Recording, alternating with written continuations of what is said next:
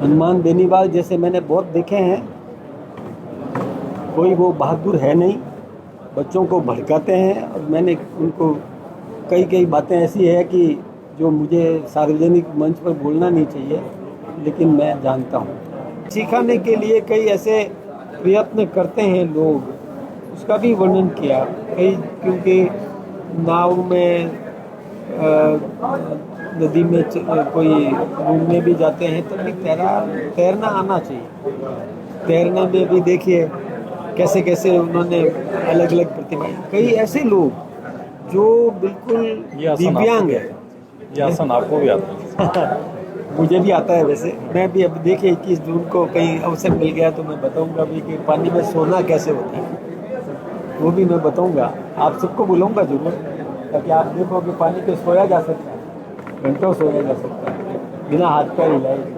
ये सब एक उसी का हिस्सा है। मुझे भी आता है थोड़ा बहुत, लेकिन देखिए दिव्यांगों को भी सीखा, ये भी बहुत अच्छी बात है।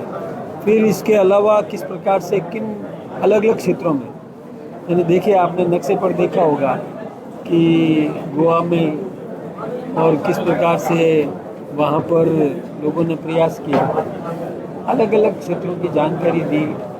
भारत में कई प्रतिभाएं हैं, उनका भी जिक्र उन्होंने किया।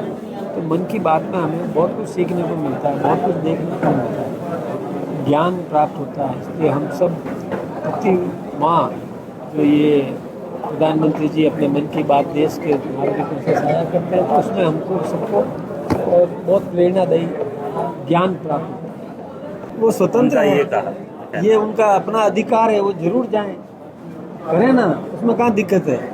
करो, मैंने कोई गलत काम किया है तो कोर्ट में जाएंगे तो जो कार्रवाई होगी होगी, उसमें क्या दिक्कत है। करें, वो अपना स्वतंत्र है उनका। मैं कोई ये थोड़ी कहूँगा कि मत करो, करो, जरूर करो। आगामी आने वाले समय में अलायंस भी करेंगे कि हनुमान बेनीवाल आदित्य के साथ बीजेपी? देखिए, हमें कोई आवश्यकता नहीं, हमें किसी से कोई ज़रूरत नहीं है। हमें तो जनता का आशीर्वाद चाहिए जो हमें मिल रहा है, और हमें पूरी जनता की ताकत हमको मिली हुई है। हमारी दिल्ली में सरकार, राजस्थान में कई प्रांतों में सरकार है, हमें कोई आवश्यकता नहीं। कल राहुल गांधी आ रहे हैं पुष्कर में, जो कुछ करा रहे तो अच्छी बात है। प्रशिक्षण देखो,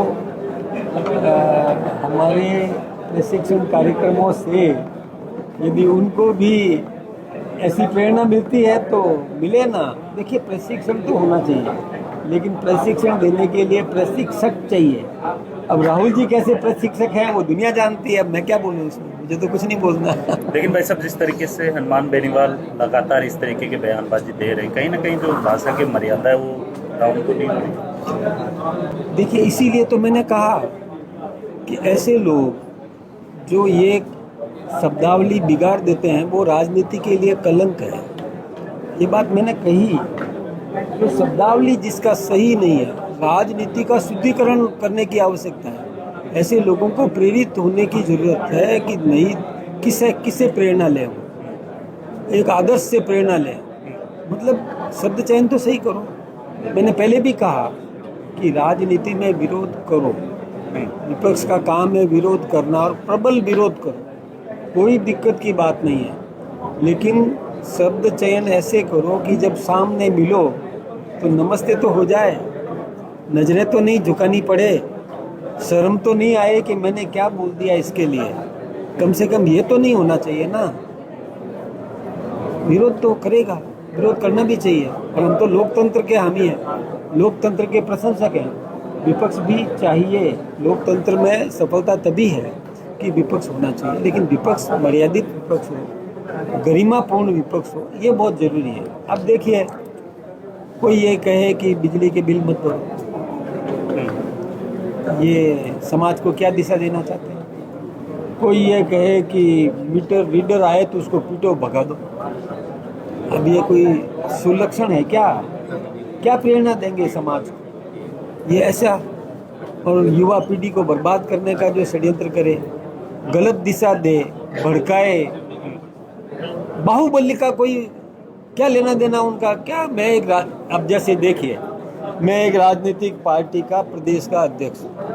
मैं मेरे पार्टी के कार्यक्रम में जा रहा हूँ, अब मेरा विरोध करने का क्या आधार है? मैं मेरे कार्यक्रम में जा रहा हूँ, मेरा विरोध करने का क्या? मैं मेरे कार्यक्रम में नहीं जाऊँ? इस बात का विरोध कर रहे थे वो, किस बात का विरोध कर रहे थे? क्यों घेराव करने की बात आई? अच्छा, मैं तो इतना, मेरे बारे में तो जैसे पूरा राजस्थान भी जानता है, मैं सरल हूँ। मैं तो खुद उत्तर के कोई वो ज्ञापन देते तो मैं लेने के लिए तैयार भी था, लेकिन वो डंडे बरसाना मेरी कार पर, तब मैं समझ गया कि इनकी मंशा तो मेरी हत्या करने की है, मारने की है। तब मैं बाहर क्यों निकलूं?